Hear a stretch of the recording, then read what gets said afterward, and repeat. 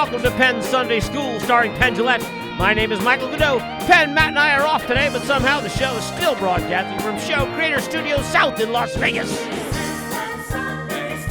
This week we're running our version of Penn's discussion with Lawrence Krauss from his podcast Origins.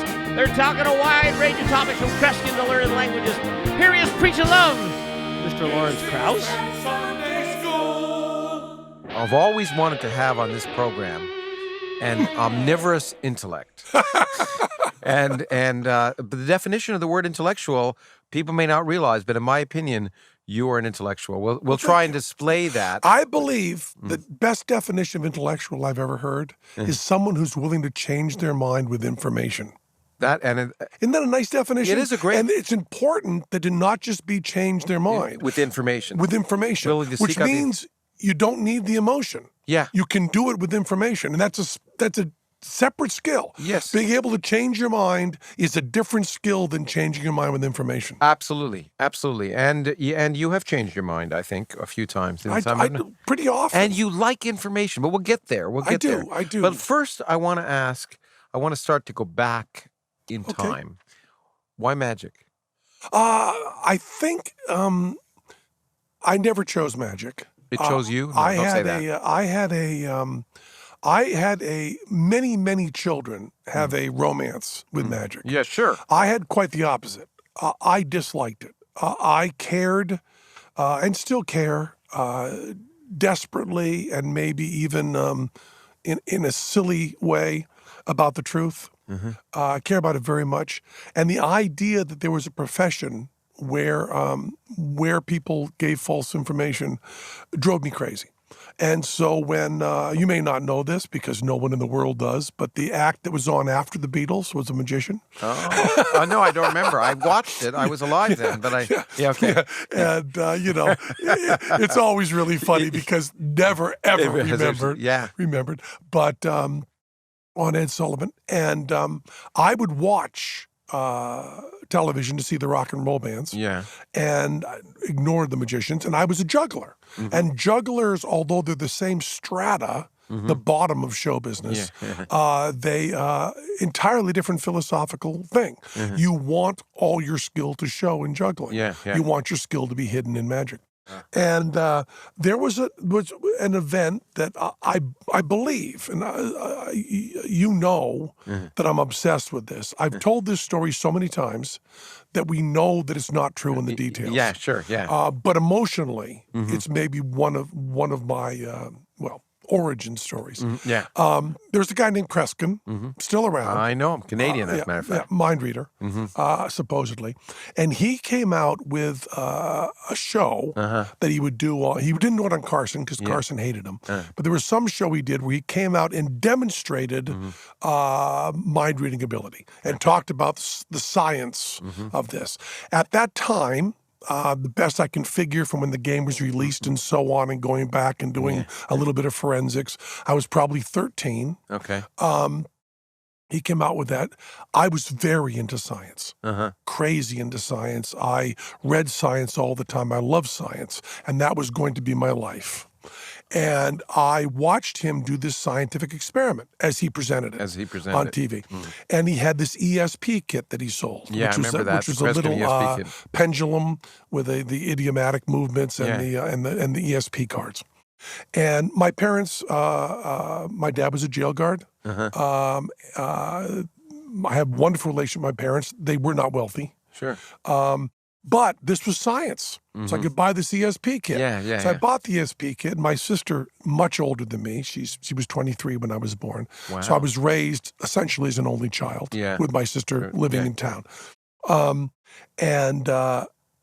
my mom and dad every night would run through this stupid ESP kit with me.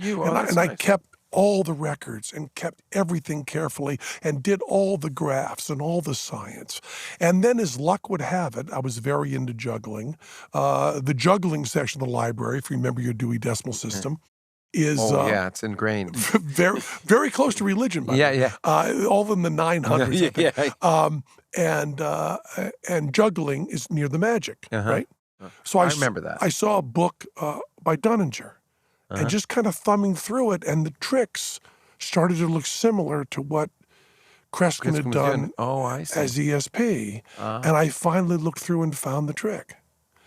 And my reaction was so inappropriate. You had an inappropriate reaction? I can't believe it. I was heartbroken. I was destroyed. Yeah. The fact that a scientist, now putting this in my terms for them, sure. Yeah. the fact that a scientist went on TV and lied to me, inconsolable, and embarrassed in front of my parents. Mom and Dad, I was making you do this, and it was all stupid. It was all jive. And I went from, and this is absolutely true, from straight A's in science to flunking. To being directly to my science teacher, I want nothing to do with you people, you lie to people. Wow. And my entire school career changed there. And I went from a straight A student to flunking the rest. That was the demarcation. Wow. And my hatred for magicians and scientists, who to me were the same. Now, you got to see this all as a 12-year-old. Sure, absolutely. With no background, no perspective of what the difference. And then through a kind of uninteresting series of events, I met Teller. And Teller simply said to me, he said, you can do magic without lying. He said, you can say, we're going to do this, we're going to play around with this, but you can do it. And Teller also said something to me that was so insane. That's a conversation we've still been having to this day. Teller said magic is essentially an intellectual art form. It has to be intellectual because it happens at the intellectual level. Yeah. It's intellectual in a way that music has intellect added onto it.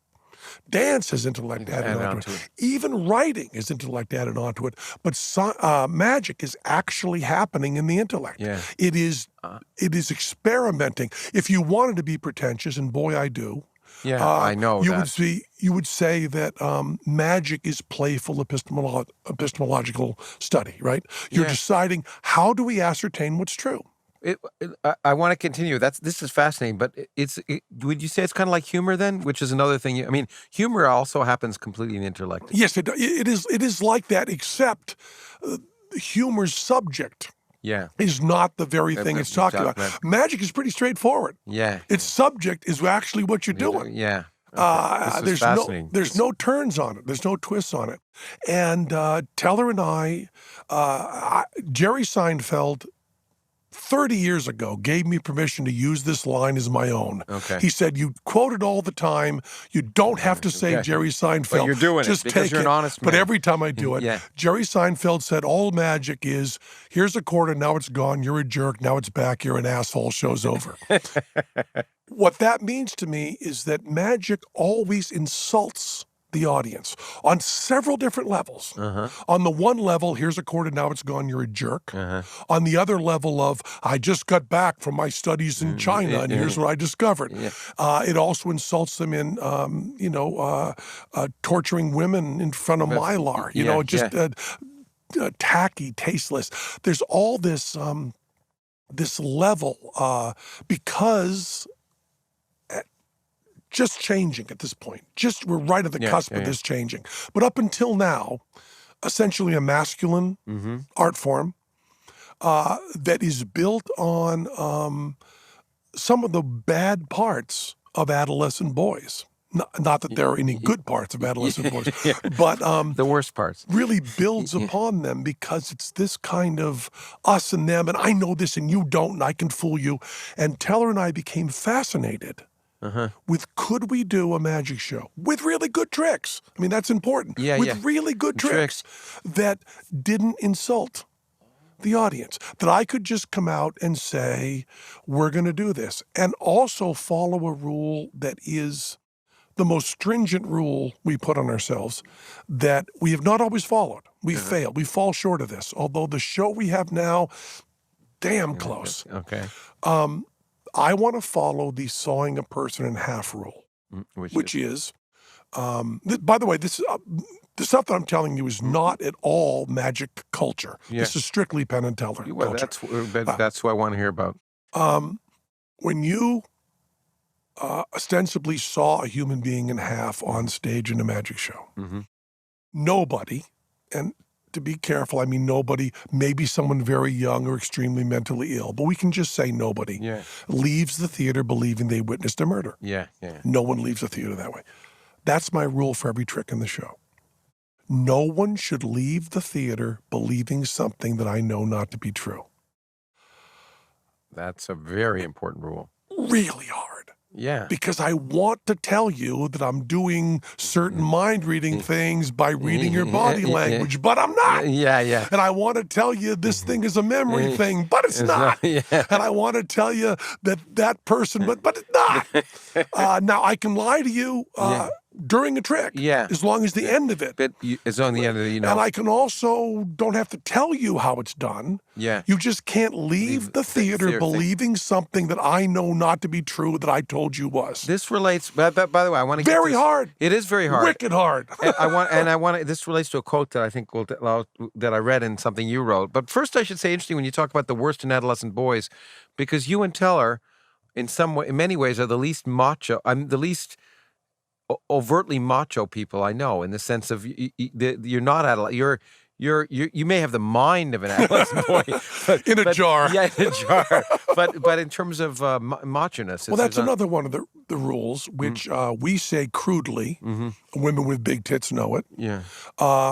We have never commented on anyone's appearance on stage Absolutely. ever. Yeah. And I mean this, if you're a very, very attractive man or woman, or if you have a blue mohawk, or if you are a little person, or if we've had people on stage under 4 foot, we've had people on stage. I've been to many of your shows, and I've always been amazed. They bring people up on stage, and it's ecumenical. No comment. No, because they know everything about them. There's no surprise. There's no interest. There's nothing, and it's none of my fucking business. Exactly. And I've just done this thing that was also hard, and I did it because I knew it had to be done, but I was putting it off. I was putting it off for about a year. And it's harder than it seems at first. I have now made our show, and I hesitate to say this because I sometimes slip up for comedic reasons, for rhythm. But I believe our show is now completely gender neutral. And it's really hard because ladies and gentlemen has to go. And the other thing that's very hard for me is that, as you know, I'm very, very badly educated. And for that reason, that's the first law certain kinds of speaking are important to me. So using the plural third person for singular, fingernails on chalkboard to me. Because it's the way everybody in my neighborhood did that. I didn't want to. So I always want to say he or she. So saying they feels like it shows me as being stupid and uneducated, and I don't want to do that, but I now have realized that that's right. So I've gone through our show and made it so it's only they is the pronoun, and I use people's names, but I never say the man over here or he or she. And there's one or two places where rhythmically, it's very hard to know that I mean that person when the line has to go comedically. And I'm fighting the poetic rhythm, just the prosody of it. I'm fighting that so hard against what I know is right. But I think in the long run, it's worth it. And one of the things that beat me up was I made... it happens. I made a couple of missed calls gender-wise. And I got to tell you, it happened in the first bit of the show, and I was still going, motherfucker, by the end of the show. And after the show, it was like, standing ovation, 3,000 people. They come back to get my mics off, and I'm going, oh, that poor person. So that I was going to ask, so that's the reason? Is that No, that wasn't the reason. The reason is it's the right thing to do. That was one of the things that I said, Penn, hurry up, fix this, then that won't happen again to you. But you work so, especially in a show, we're not doing a show like Letterman or Fallon. We're doing a show, we do the same show many nights. So one of the joys of that is getting the exact sound of the words to be perfect. Pop, pop, pop, pop, pop. I can put an iambic when I want it. I can hit this. I can do that. The accent is here. So when you say to me, oh, by the way, Penn, you're changing all your pronouns, the speaker in me rages. Yeah. But the humanitarian in me says, it's about fucking time. You should have probably done this in 1970. Well, I mean, we'll get to that because what I've always, as being privileged to be your friend, the two things I know about you is that A, you're an incredible humanitarian, B, you're incredibly disciplined. I'm amazed at your discipline, but we'll get to that. Enough about Penn. Okay. Okay, let's just take a little break here to tell you about Podcats, Las Vegas entertainment. Johnny Katz, he's the big entertainment writer here in Vegas. He's been on Penn Sunday School. He's a great guest. He's a great guy. Now he's got his own podcast called Podcats, P-O-D-K-A-T-S, P-O-D-K-A-T-S, Las Vegas Entertainment. The new episode every Monday. The most recent one is with our friend David Copperfield, who's been on Fool Us, and he talks about that a lot on this show. Talks about a lot on the Cat Show, what it's like to work with Penn and Teller. Hey, don't you want to find that out? Past guests include Piff, the Magic Dragon. We love him. Dana Carvey, Craig Ferguson, Perez Hilton, Ice Cube, Wayne Newton, and Carlos Santana, who I just watched in Woodstock. So check out Podcats Live Vegas Entertainment, P-O-D-K-A-T-S, Las Vegas Entertainment, wherever you get your podcasts. Go check it out now. We'll be waiting for you right here. But, one thing, so you were talking about how to do a show, and I went on this segue because I wanted to hear this, but now I want to get back. How to do a show without, without having the public have the wrong impression. There's a quote from your book that I think is interesting, one of your books, and it relates to Randy. You said Penn and Teller wouldn't be Penn and Teller without Randy, and he said you can spend your time studying how to lie to use that to tell the truth. Mm-hmm. So tell me about that and Randy and in fact in that discussion of Randy's importance, you also I love the anecdote you told me about Randy. So maybe you can, or do you remember that? Which one? Well, the one that related to after he told you that you were at the Randy Foundation and you did something. Oh yeah. Okay. Well, Randy, James Randy, really interesting cat. Yeah. And I see mistakes in Randy that I see myself repeating. Randy did not go to college. Okay. Randy did not finish high school, kind of like me. He finished high school on a plea bargain. Didn't really properly go through school, and his education was terrible. And he then discovered that he loved studying science on his own, loved learning things on his own. And then, like Houdini before him, he discovered that a lot of scientists were being hoodwinked by people doing magic tricks.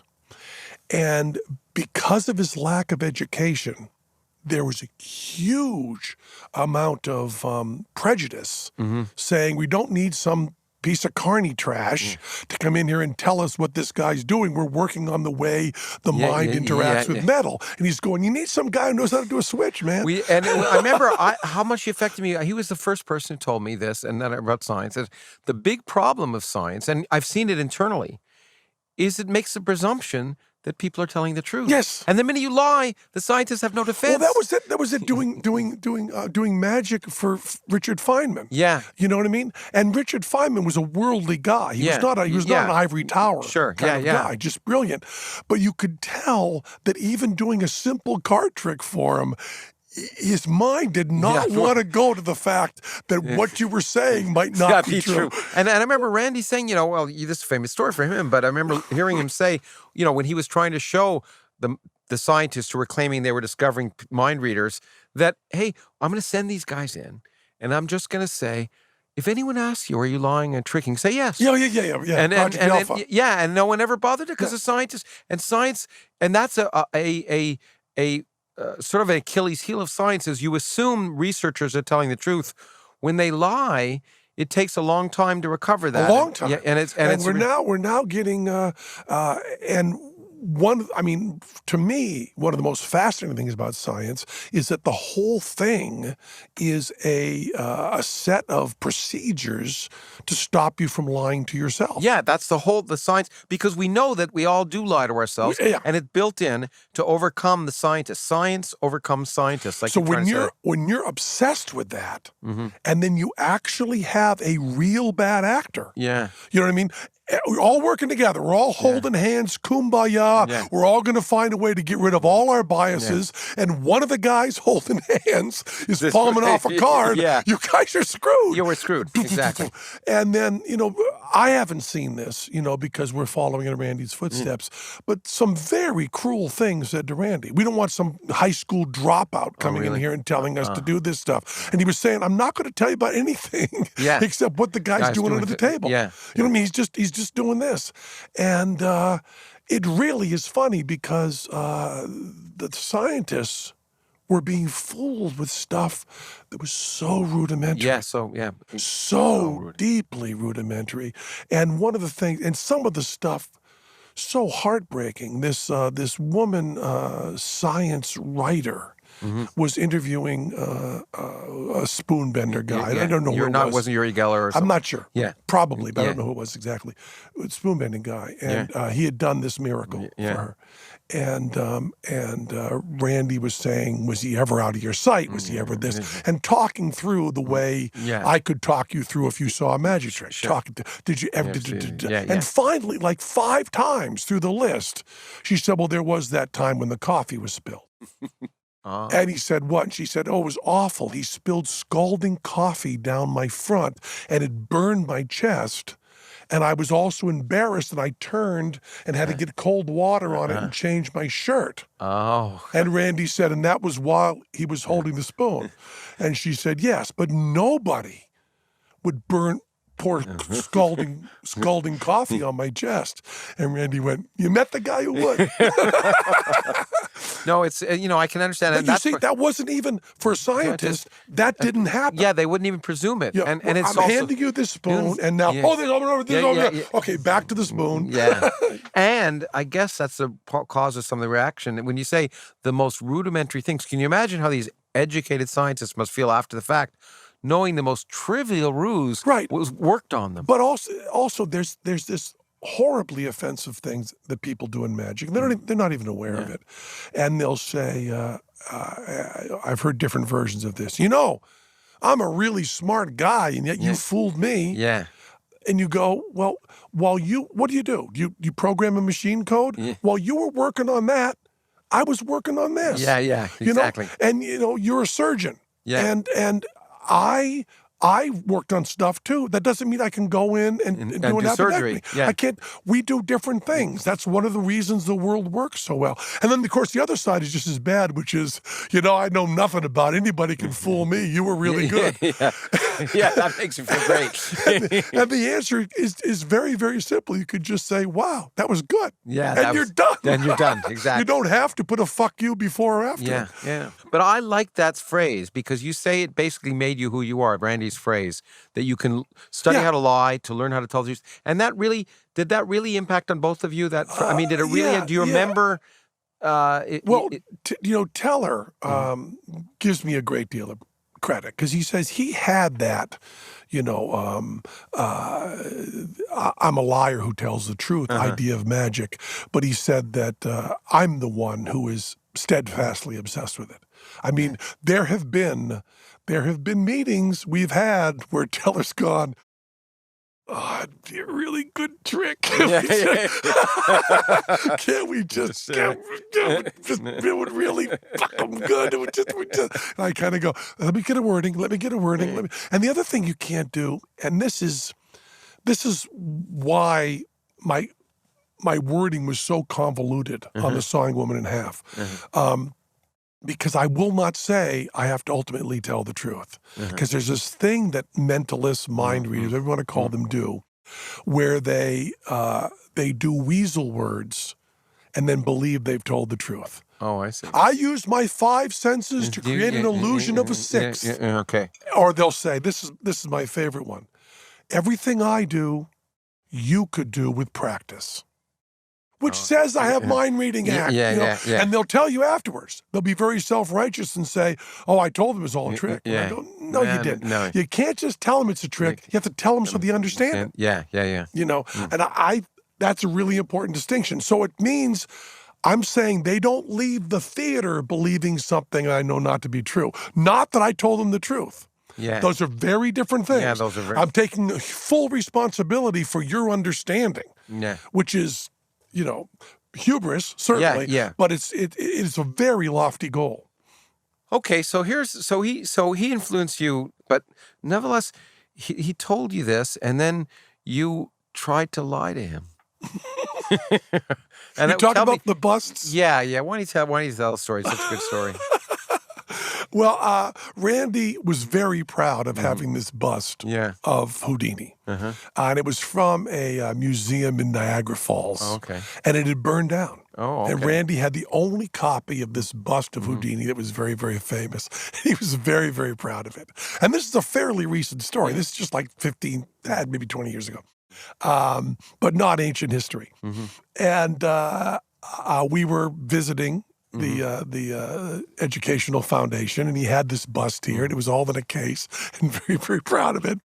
And Teller and I saw that, and I got an idea. I got a little idea up my head. So while Teller was talking to Randy, I went off into the other room and made a huge number of phone calls to find someone in Florida who would able to do casting, any sort of casting. And I found this B movie company where the people did casting. Now, of course, I have no reason to trust them except I trust everybody. Yeah. So I called them up and said, hi, this is Penn. We're a show called Penn and Teller. I want to break into James Randi's Center for Inquiry tonight, and I want to break into a case and take his cast of Houdini and make a copy of it. Can you do that in 8 hours? Wow. It's amazing you could find something, first of all. And they said, well, I got stuff to do, and I pulled out the checkbook and kept upping the amount, upping the amount. Until they suddenly found it was more. Suddenly found they had nothing to do that night. Yeah. And then, Randy dropped me off at the hotel, right? Yeah. Good night, Randy. Pick us up for breakfast the next morning. And then I ran back, met them in the parking lot. I'd scoped out the place. I broke in. And then I said, we're going to open this case, and this is valuable, and we're going to make a copy of it.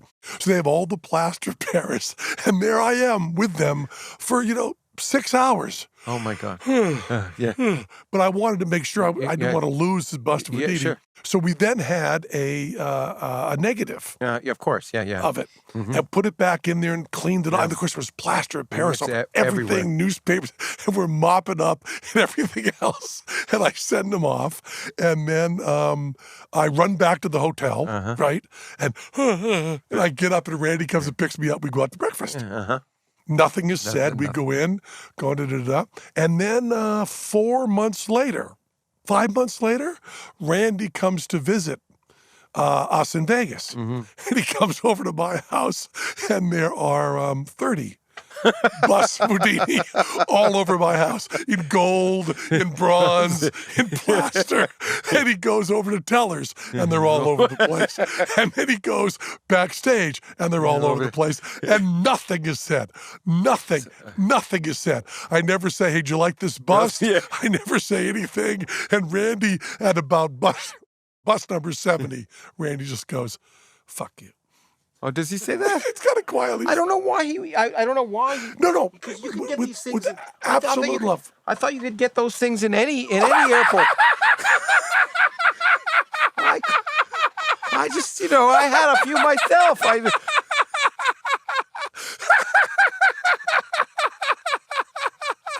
Yeah. Yeah, see, they're everywhere. It's fabulous. Yeah, Randy, of course, would not have even said, fuck you, until he'd figured out the whole thing. Yeah. He had to have the whole thing figured out. You know what I mean? Randy would not say, how did you do that? Yeah. That is not Randy. Within Randy's ego. Yeah. So I had to say, yeah, Randy, that night. I know. When was he alone? When he yeah, that's right. Well, you have to figure this one out. High blood pressure sounds like no big deal because you might have it and not even have symptoms, but it's no joke. High blood pressure not only damages your heart and arteries, it can damage your eyes, kidneys, brain, and even cause bone loss and sexual dysfunction. Ugh. But the good news is it can be prevented and treated. Diet, ditching cigs and salt, lowering stress, and more, but you need to know where you stand. I check my blood pressure at home with a Withings blood pressure monitor, and now they have a new one with a few upgrades. It's called Withings BPM Connect. It not only tracks your blood pressure, it has Wi-Fi and an LED screen with color-coded results, so you don't even need your phone on you. Apple Insider said BPM Connect is here to take the crown for our favorite home blood pressure cuff. Go to the Apple Store, Best Buy, or Amazon to get yours and take control. Withings.com. Withings.com is the place to go. And then you can also go to the Apple Store, Best Buy, or Amazon to get yours and take control. Okay, look, that's I've been waiting to do that. I've been waiting to do that all week. So now my life is complete. You can get on with the interview. Yeah, exactly. You don't know how hard it was to concentrate on what you were saying. Let me another quote that I really liked from you is exceptions prove the rule.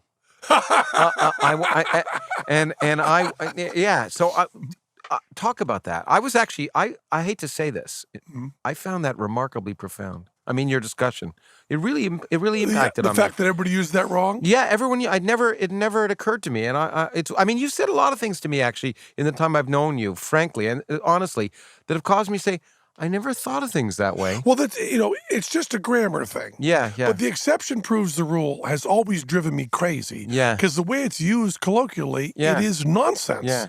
I mean, the exception destroys the rule. That's all there is to it. Yeah. But the way it is actually meant in the proper translation is that if it says no parking 3 to 5 on Wednesday, it means there's parking other times. Yeah, exactly. If you say you can't play your music over 120 dB Monday through Friday, it means you can play it Saturday and Sunday. Yeah. And it's huge revelation to me. It is. It really is. Huge revelation. Yeah. And then it's a really sensible thing to say. And it's a useful way to think about something, You can't touch me there means you can touch me somewhere else. We're not. Okay, let's go back to the parking. Yeah. Parking is safer, I think, at this point. No, it's really an interesting and in the context of what you do, I think it's really neat. In some sense, magic is some. Well, there's a thing about magic, and you didn't ask me this, but I'm going to answer it anyway. Good, and I'll pretend I did. I've been thinking about this a lot lately. There's this thing that's very popular. Mm-hmm. Whenever shrinks and science people want to talk about magic, they always say it shows up the flaws in our thinking. It underlines the flaws in our thinking. And that is such bullshit. What magic does is it underlies how well our thinking works. I take this, I put into this hand. And you assume it goes into this hand. Yeah. Good. Yeah. Because if you don't assume that every time, you're wasting a lot of brain power. Because it's only not going to be true when you go to see that one stupid show in Vegas. That's the one time. There's no way evolution had to prepare you for that. Exactly. So all this stuff where you just assume this, and there's all these people who teach magic going, we have to teach people not to make these assumptions. No. It's a celebration of the fact. Isn't it great that every time that goes across there, we think that? Isn't that great? And then I didn't do it. And look how surprised I am. Because it works so well. Because evolution works. Not because it's broken. Yeah. It's because it works well. There are some people who don't, there's some people who for whom they don't follow that. Those people don't reproduce. Exactly. Those people are still spending a lot of time going, maybe it's still in that hand. But natural selection's a wonderful thing. That all of that stuff, and that's why the correlation between being fooled at magic and being stupid is so bothersome to me. Yeah. Because it really is a celebration of this kind of intellect and how we determine what's correct, Yeah, well, I mean, and I think I don't know if everyone relates this way. I know my wife feels I love to watch her watch magic, but I feel the same way. And maybe it's the same as humor. It titillates you. It literally does. It when you see that and it isn't what you expected, there's something about it that just causes such a buzz. Well, Salvador Dali said, I won't get this quotation exactly right because I never do, but it's something along the lines of, why is it so seldom when I order a lobster in a restaurant, they bring me a phone book that's on fire? So little of what might happen does happen.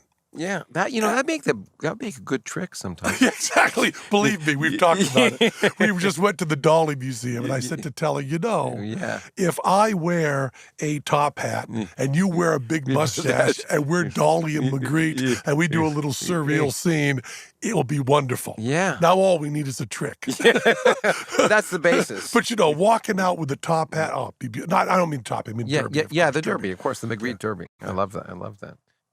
Okay, so it's been a great discussion of magic, but I also know music. When did music come into your life and become so important?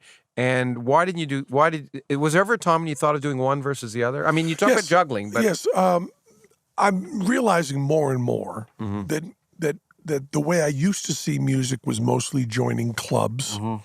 And I have learned and identifying and not virtue signaling, but tribe signaling. Yeah. And I'm kind of disillusioned with that, but I've gotten with jazz deeper into real music. But I really believe that we are dealt hands, and this big mystery that I have, which is that Guns N' Roses loved the Rolling Stones, and that really confuses me because Guns N' Roses loved the Rolling Stones. They loved the Rolling Stones, which means the Rolling Stones were doing a job that Guns N' Roses really appreciated. So why would they do that job? Okay, right. Okay, interesting.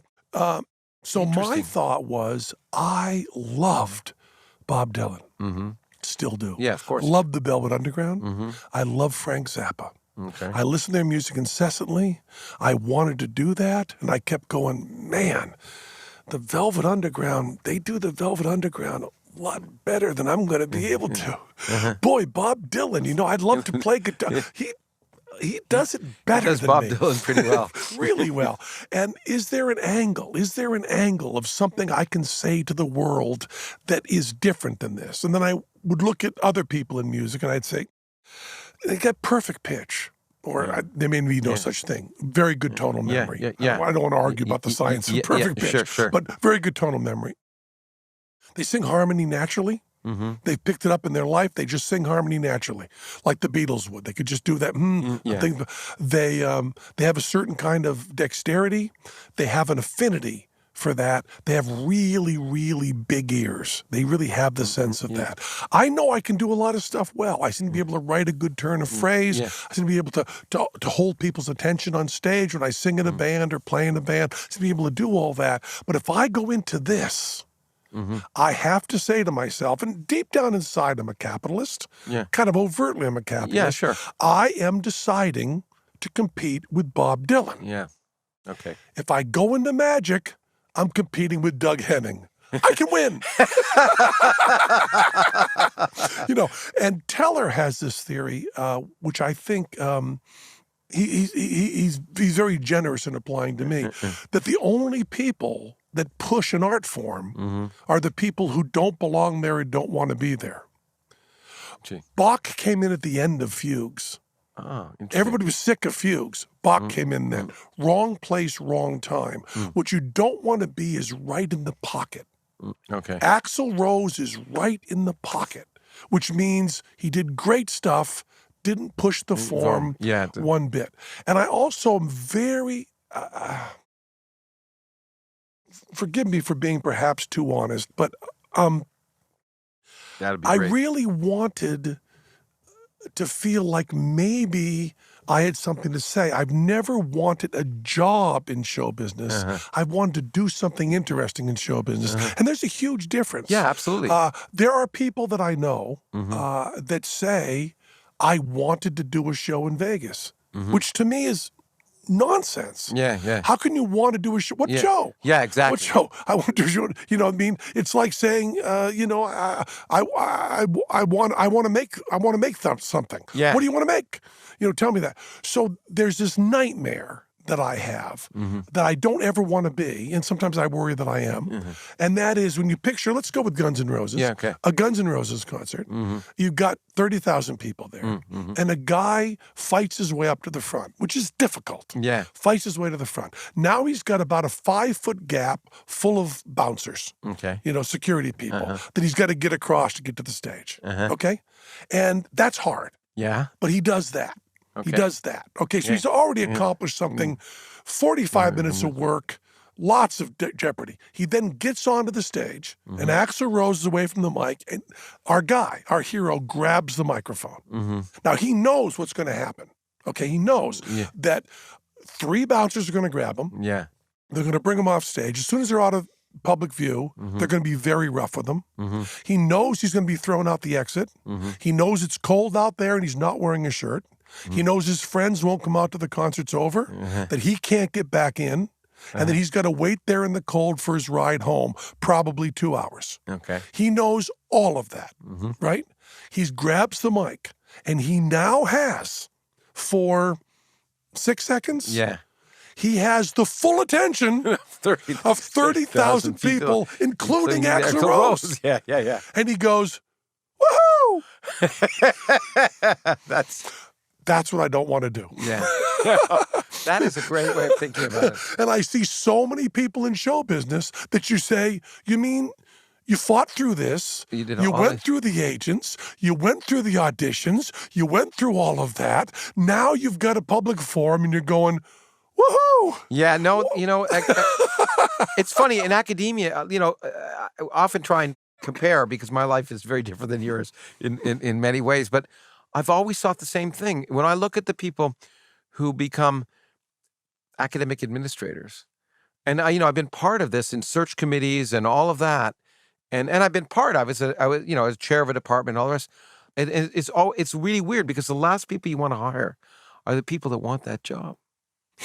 No, really. Yeah. And probably true for politicians. In fact, probably we'd all be better off if the people we elected were the people who didn't want to be elected. You go through, this is one of those situations where if everything you can think of it's true for, it might also be true for the things you're not thinking of. Yeah.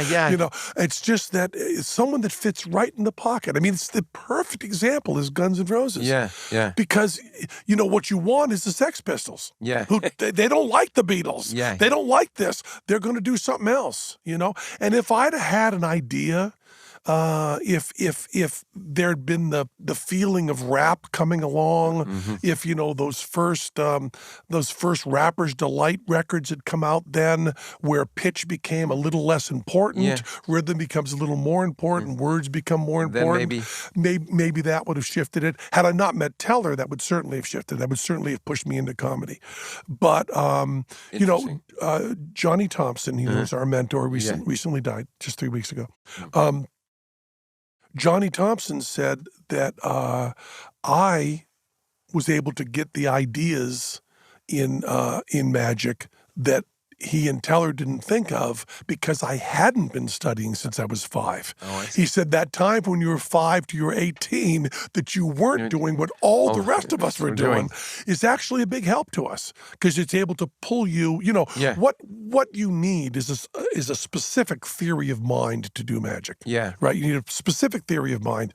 And Teller, I believe, is the best alive right now. And of course I'm biased. Yeah. But there's also some evidence.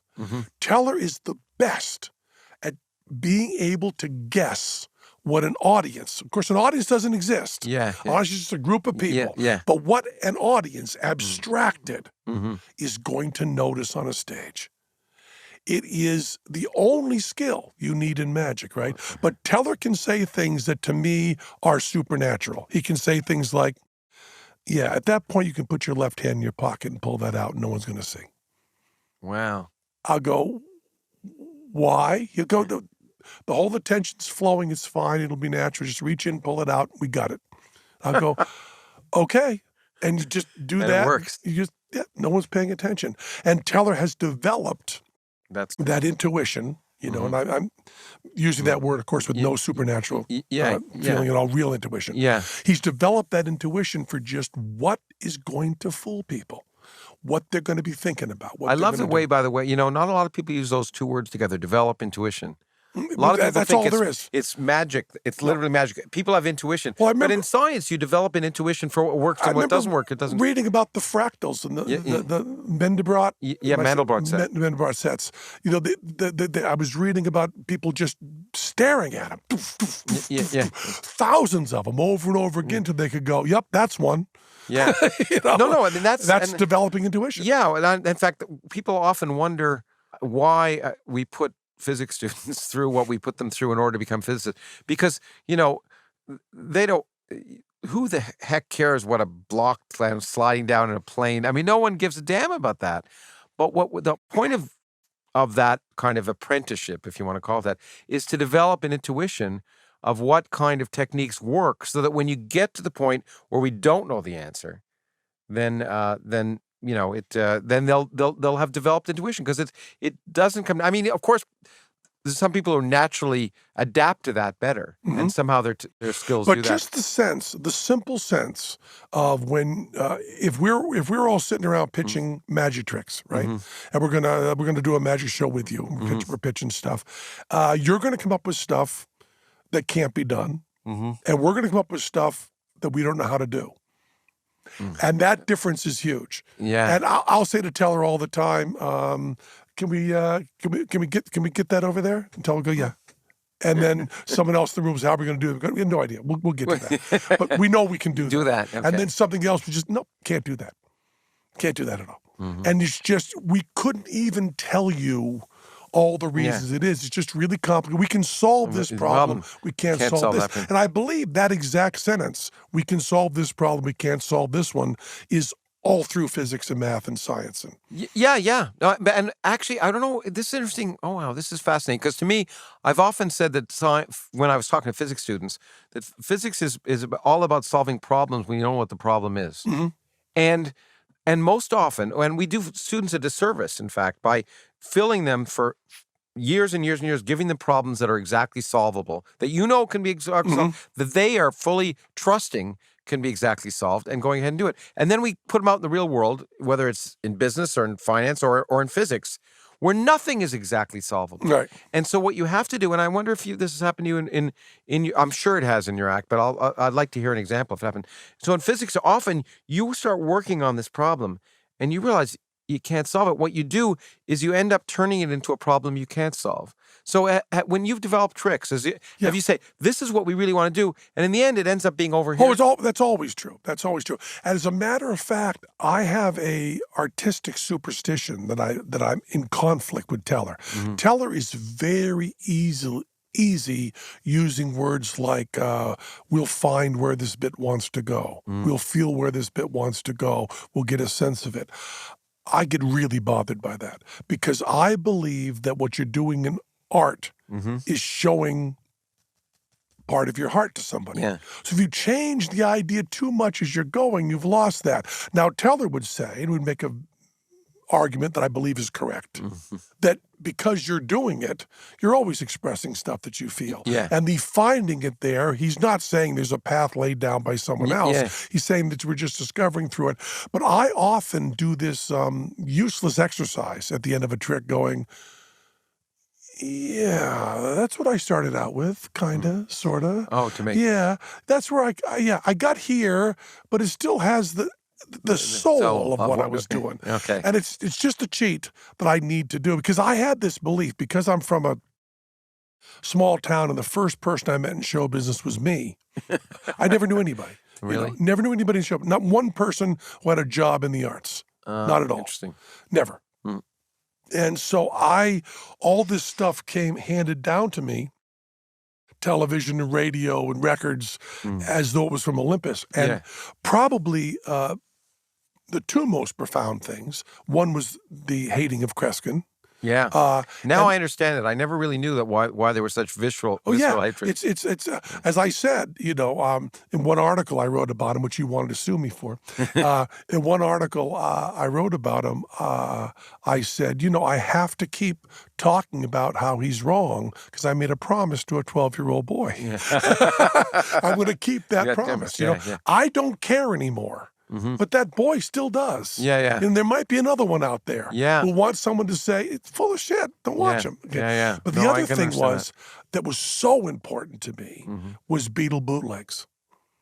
Oh, okay. The first Beatle bootleg that came to Greenfield was a thing called Comeback, Kumback. It was outtakes from Let It Be, a little bit from Abbey Road, but mostly from Let It Be. I think it was maybe all Let It Be. And I had firmly believed, and I still can fall into this. I had believed that the Beatles would get the idea for Sgt. Pepper's in their head. They would talk about it, and they would get clearly what they wanted it to sound like. Every kazoo, every violin part, every vocal. They would get that clear in their head, then they would go into the studio with George Martin, and they would say, this is what has to be. We have to get this kind of crowd sound to start Sgt. Pepper's. Then we want an orchestra tuning up. And then we'll first have a kind of fuzz guitar come in, and then on beat 3, we'll have the drums come in. Okay. And they would lay that out, and they would then do it. And I would just go, this is the most perfect thing ever. And that was every record, Blonde on Blonde, Freak Out. I just believe that. And then Beatle Bootleg. Okay. $10 at Gribbon's Music Store. I go and I buy Comeback. When I find Mother Mary comes to me. Spin my let it be. Holy fuck! You mean you can work on this shit? You mean you don't, and then John singing the wrong lines? Yeah. What? What's he doing? And then George doing a completely inappropriate solo? So that was Paul singing out. I was like, oh, you get to try this stuff. So that it didn't heartbreak you. It opened up a whole new word. Totally inspired me. I mean, I want to say in this, please forgive me for this, but I kind of said, I can do this. Yeah. Now, I'm not telling you I can do Sgt. Pepper's. Yeah. But I can work in the arts. Yeah. Okay. So that showed you it was accessible. And I still go really crazy important. over this when, the new Blood on the Tracks, Bob Dylan bootleg came out with every single version of it. And I am fascinated by, this is all ties into one of my least favorite words, which is the word genius, which is another word for lazy. Someone that uses the word genius is someone who's lazy. Yeah. Because they want to say, oh, this guy can just do this. Yeah. And there's no guy who can just do this. Yeah. And, there was always this myth that was Bob Dylan did Blood on the Tracks. He was having fights with Sarah. They were going to get a divorce. He went into the studio. He poured his heart out. He wasn't quite happy with that. He added a band. Blood on the Tracks came out. It was just pure from his heart, just poured out. Then there were rumors that there was a notebook where Dylan took little notes and worked on it. And everybody heard about the notebook. Now he's given his archives to that new museum. There were 3 notebooks in tiny, tiny writing. Both sides of the page. Every single song on the album, every single word changed.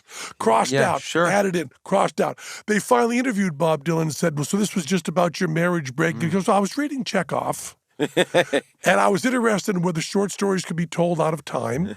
And I was also studying painting, and the perspective idea of how that changes over time interested me. And I wanted to put that down in the words, and that's why I'm changing these things here and there. But weren't things terrible with Sarah? Yes. They were. But I was also working on a record. Yeah, exactly. There's a wonderful parallel to someone else who's a hero of yours and a hero of mine, Richard Fineman. Because Richard Fineman looked like he was doing magic because whenever there was a conference or a problem, and people would say, they talk about it, and he'd go, well, this is the way to do it, or oh no, that won't work because of this, and it was like, whoa, and he loved Oh, yeah. portrayed that. But then not even when he died, but after he died, what you saw was 30,000 pages. Yeah. He worked in, he solved every single problem. So in the end, it could say, look, it seems like Well, there it was came out of that his hand. on the space shuttle. When he asked for the glass of ice water, he asked for a glass of ice water, and he drops the thing in. Yeah. And it's in his book on that. There's a sentence in there that blows my mind where he says, "I cheated a little. I tried it before." Yeah. Do you remember that sentence? Yeah, of course. I cheated a little, tried it before. But no one knew that. Yeah. He didn't say it. It's because he was said, a showman. Let's just get some ice water. Let's see what happens with this. He puts it in, and he acts surprised. Yeah, he was a showman. I mean, he loved it. Well, because he loved to give that appearance. I mean, for whatever it was. He loved to walk around like Art Carney. Yeah, exactly. He wanted you to think he was Art Carney. Yeah, exactly. But that was the thing with Tim's Vermeer. Yeah. That whole movie could be called Anti-Genius. Vermeer worked harder than we thought he did. Yeah. And lazy people want to say, oh, yeah, Bob just grabs a guitar, he pours his heart out, and there it is. No, motherfucker. The problem is you aren't willing to put in the amount of time Bob put in. And that's why you're not. We haven't gotten to the talent yet. Well, I was going to say there's a difference between genius and talent. Yeah. I mean, believe me, I could work for 1,000,000 hours. I couldn't be Bob Dylan because I don't have that talent. But I could probably solve some equations that Bob Dylan couldn't, even if he... Sure, but neither one of you gets it full-blown from the mind of Zeus. Yeah, absolutely. There's no such thing. That revelation nonsense is... I mean, it's hard work, and it... But those bootlegs showed me that, because I believed in Greenfield, Massachusetts at 14 years old that Frank Zappa, Bob Dylan... And it was inaccessible. Geniuses. Yeah, and it was inaccessible to you. Completely. Not a chance. Oh, that's good. And then hearing him, all I need is hearing him fuck up.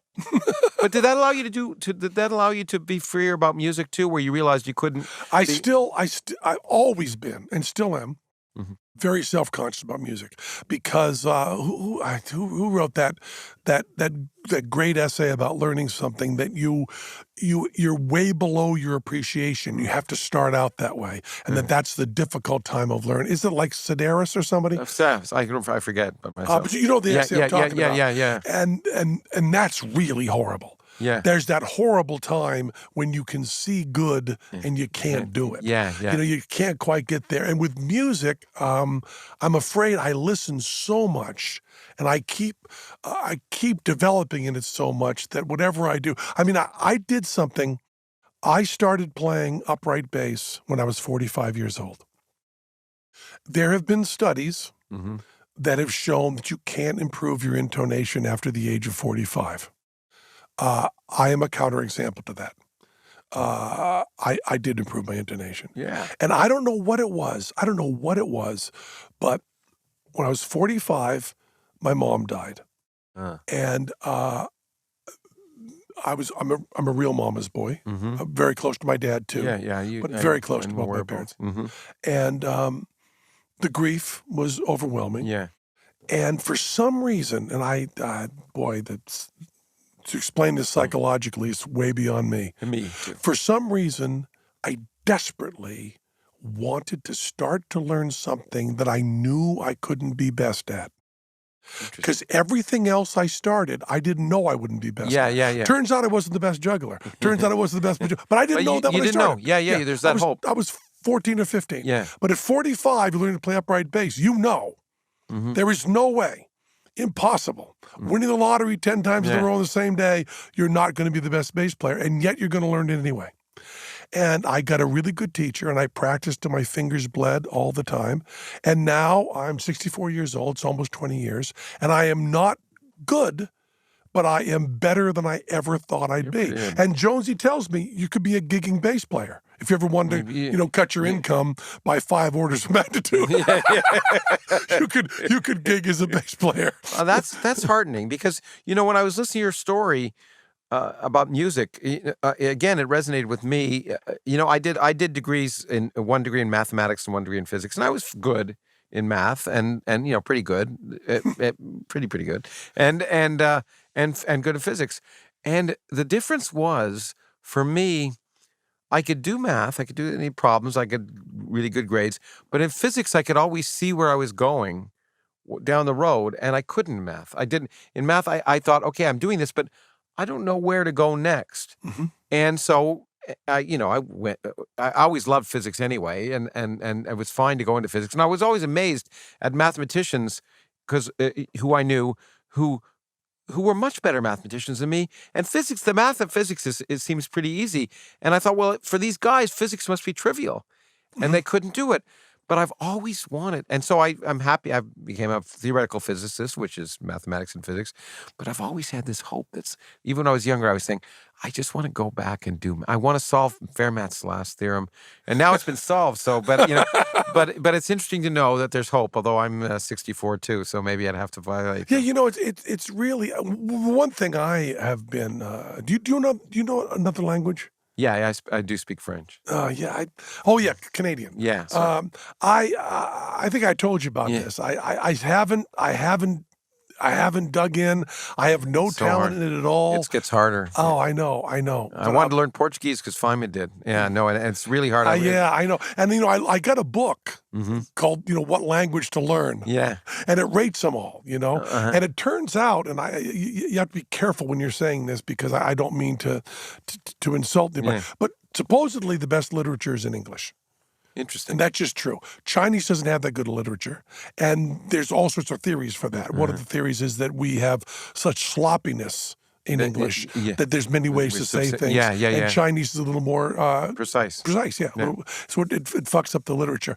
And so it's what language do you want to, but the language that I could learn that could let me speak to the most people I can't speak to in English, which is one of my definitions.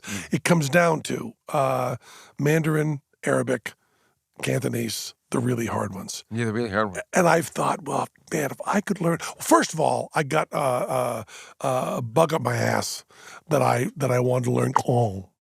Oh, yeah. And then I read that nobody has successfully learned it because it's so hard. And that I could talk to nobody except like five guys at my Starbucks. But wouldn't it be great if you said, we have Penn on, he's a magician, juggler, comedian, speaks Kong. It's pretty cool. Yeah, it's pretty cool. But I threw that one out. Yeah, that's all right. But I figured Arabic puts me on every watch list I'm not already on. But I started it. I got in touch with some people to teach me and went, boy, is this pissing up a rope. Well, that was cool so far. What do you think? I like it. I like that. That Lawrence Krauss, he knows stuff, doesn't he? Yeah. Turns out he's a smart guy. And we're going to do some more of that later, right? Yeah. Next Wednesday's show, we're coming back with more of the Lawrence Krauss discussion. So? That was Penn Sunday School. I got to say the cool part. Cha cha cha.